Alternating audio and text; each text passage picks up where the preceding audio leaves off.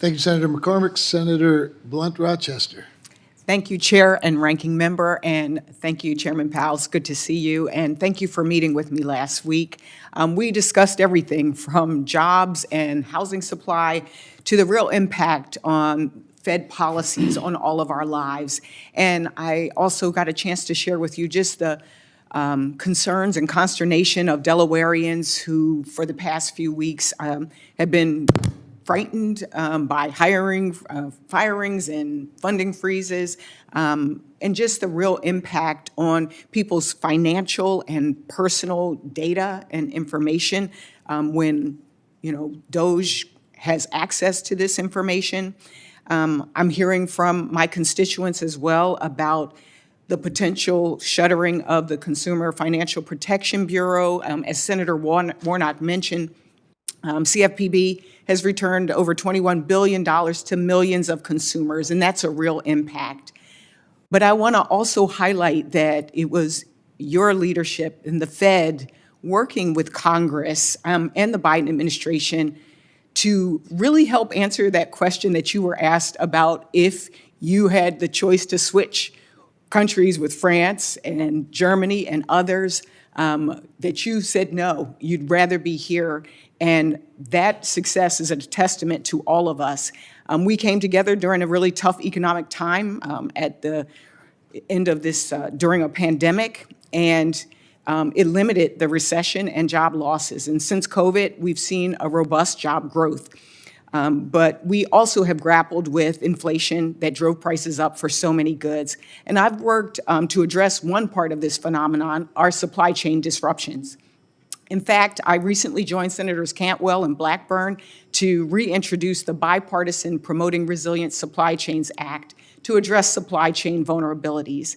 And while we see indications that inflation may be slowing, too many of our constituents are still facing high prices and economic uncertainty. We need to do everything that we can to address this anxiety and the realities that Americans are facing. And there seems to be a disconnect.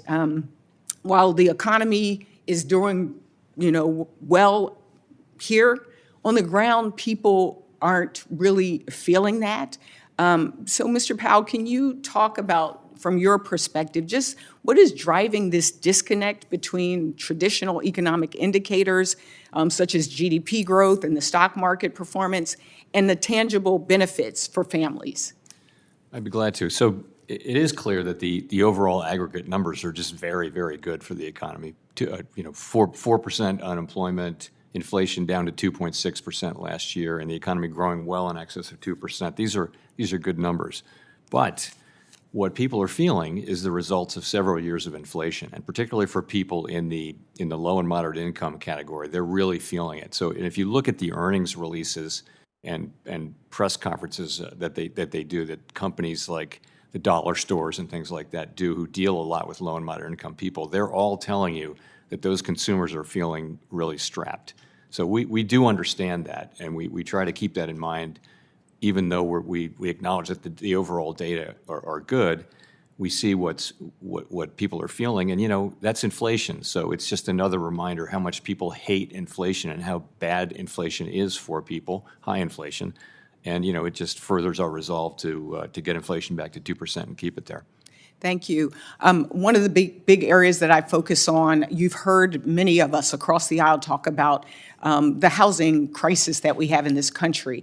And I know a few others have asked questions previous to me about this, but I would love to follow up afterwards with specifically what you think are the short-term and long-term things that we can do to really address the housing supply and affordability crisis.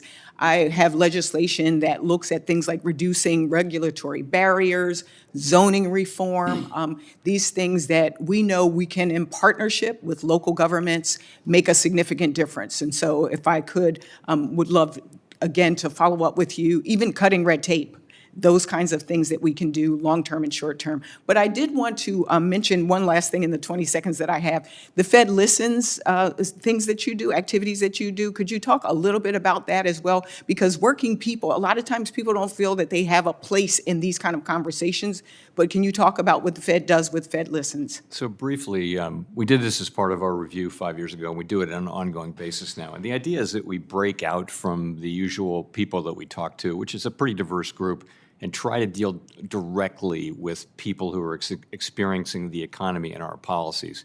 And it's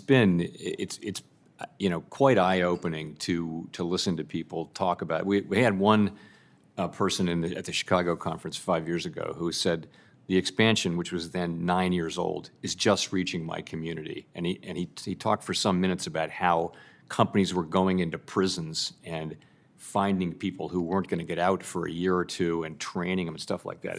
You could hear a pin drop. It was very telling stuff. So I think we learned from all that. And so we'll keep doing it. Well, I will end by saying there's a famous quote, I think it's Martin Luther King, we may have come over on different ships, but we're all in the same boat now. We need to get it together. Thank you. I yield back. Thank you, Senator Blunt Rochester.